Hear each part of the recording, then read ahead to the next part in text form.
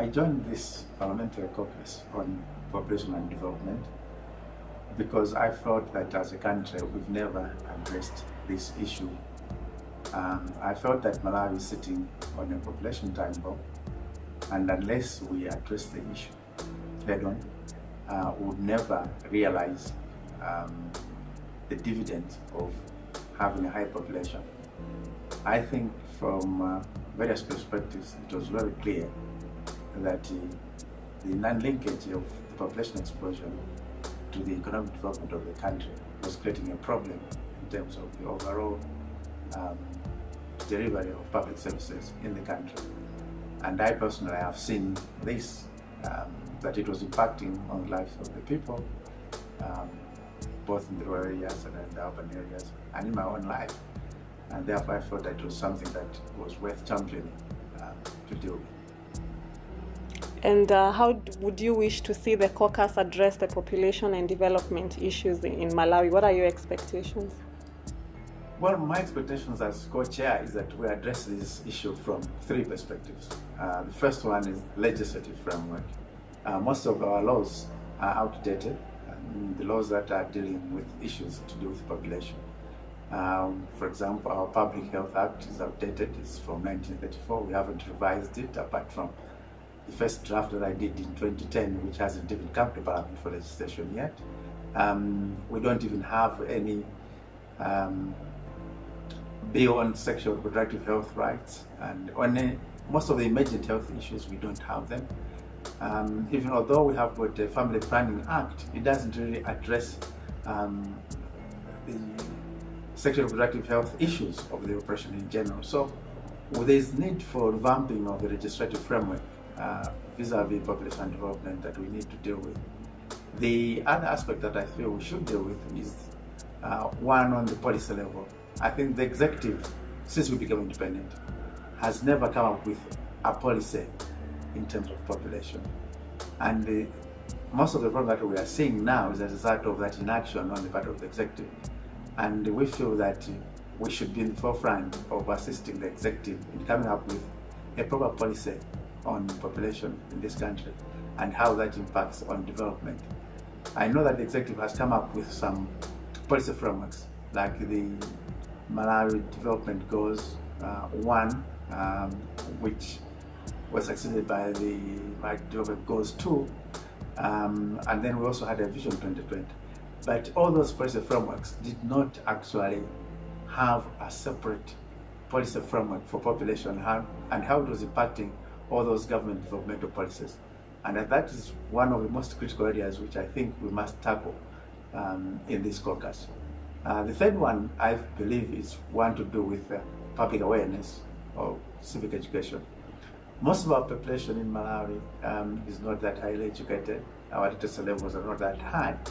And therefore, we as political leaders, we are key to changing the mindset of how our people view the issues of population. Because our people are impacted by basically three factors when it comes to population. And these are religious factors. There are also cultural issues embedded in it. And also the fact that we have time and time again, from an executive perspective, this inability to articulate to the people the fact that we can have sexual and reproductive health rights properly in this country. But the message that the executive puts across that abortion in this country is illegal. But then the issue is that our law does not outlaw abortion. It actually says it allows it in certain circumstances. But on the other hand, we also do not have an articulated message to take to the people in the format to say that, yes, you can space the children. Yes, you should look at a lower number of children. Now, there has been no champion for that kind of message to the general populace. Now, if we as politicians can take up that, role to champion that message at the constituency level, from whichever member of parliament comes, if we can manage to get all the members of the caucus onto the, all members of parliament onto the caucus, then it will have a greater impact in the country, as opposed to the current messages that are only being done in a piecemeal manner, and possibly from mostly the NGOs. So the impact from a political level will be much, much better as compared to what we're having now. And I think that is the third most fundamental role I think the Parliamentary Caucus is going to play. And how would you reach out to other parliamentarians who are not members of the caucus? What benefit would you tell them they would reap by joining the caucus? Well, I think most members, they do understand the impact that population explosion is having on our, even on our duties. We've got some members of parliament, for example, whose populations are probably 5 times those of other members of parliament. And given the sources that are given in the budget, they have got difficulties even to initiate smaller development projects, because those projects are actually not adequate for their constituencies. And they can see that the members of parliament who have got fewer constituents are in a better position to articulate development. So it is also in their own interest that they look at this population explosion issue from that perspective, that it is going to help them if they can talk to their constituents about reducing the numbers. They also see the impact of this in terms of the pupil-teacher ratios in their primary schools, in their high schools. These issues are there. In the public health service delivery, they also see these impacts at that constituency level, that you can have fewer nurses serving a large population, and some populations actually being unserved, as it were, by professional nurses or medical assistants. And therefore, with all those facts which the honourable members of parliament have, I think it will be very easy to bring all of them on board.